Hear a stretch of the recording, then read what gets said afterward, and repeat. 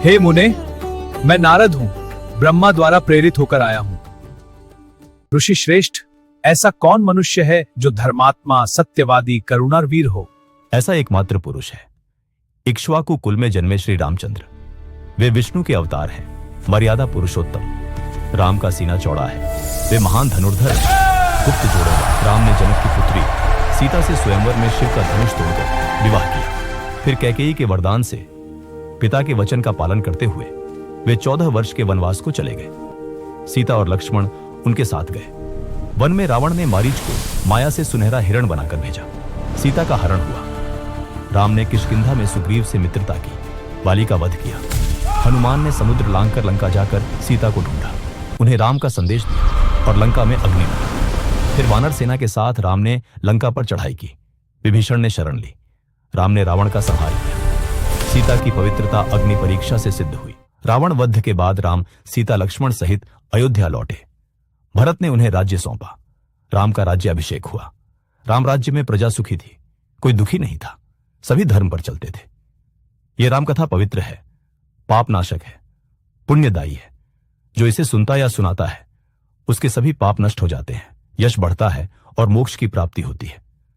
हे मुने, अब तुम इसी कथा को विस्तार से रचो, यह आदि काव्य बनेगा। एक दिन वाल्मीकि मुनि तमसा नदी के तट पर स्नान करने जा रहे थे।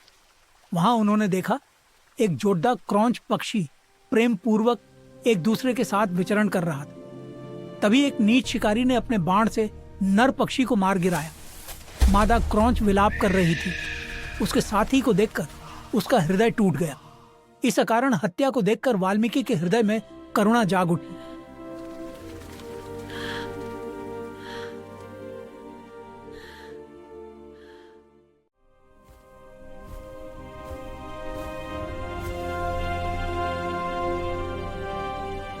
वे शिकारी को श्राप देते हुए बोले, मां निषाद प्रदत्तर त्वममाश्वती की समाह यत् क्रोंच मिथुनादेकमवधि काम मोहित। यह श्राप वास्तव में छंद बन गया।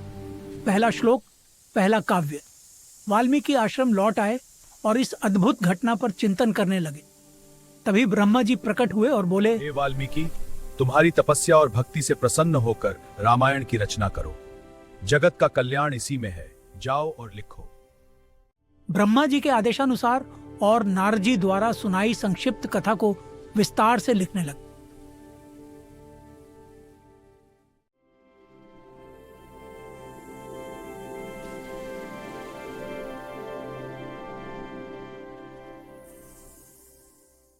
वाल्मीकि के अनुसार पूर्व काल में प्रजापति से लेकर विजयी राजाओं की यह सारी पृथ्वी थी। कौशल नाम का एक प्रसन्न और समृद्ध जनपद था जो सरयू नदी के तट पर बसा था। वहां अयोध्या नाम की लोक विख्यात नगरी थी जो मनु द्वारा बसाई गई। उस अयोध्या में राजा दशरथ राज करते थे जो महान तेजस्वी और धर्मात्मा थे। प्रजा सुखी, संतुष्ट और धर्मपरायण थी। कोई भी दुखी नहीं था। राजा दशरथ के 8 प्रमुख मंत्री थे जो बुद्धिमान, सत्यवादी और नीतिज्ञ थे। मैं पुत्र प्राप्ति के लिए अश्वमेध यज्ञ करना चाहता हूँ। आप सब अनुमति दें।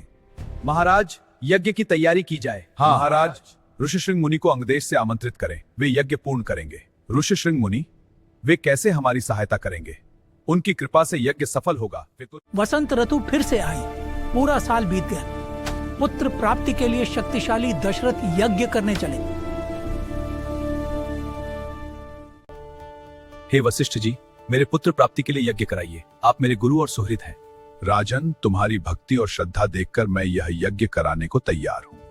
1 साल पूरा होने पर अश्वमेध यज्ञ आरंभ हुआ। ऋष्यशृंग के नेतृत्व में ब्राह्मण यज्ञ कर्म करने लगे। प्रवर्ग्य और उपसद कर्म विधिवत किए गए।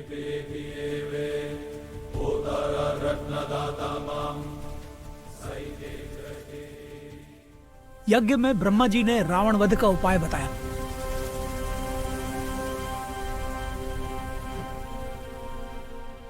विष्णु ही रावण का वध करेंगे। दशरथ के यज्ञ से पुत्र रूप में अवतरित होंगे। यज्ञ पूरा होने पर रानियों को खीर अर्पित किया।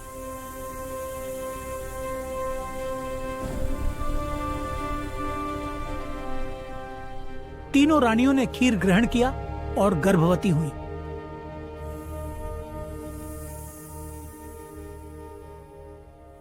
राजा दशरथ अयोध्या लौटने के 9 महीने बाद राम, लक्ष्मण, भरत और शत्रुघ्न का जन्म हुआ। चारों राजकुमारों के जन्म से अयोध्या आनंदित हो उठी।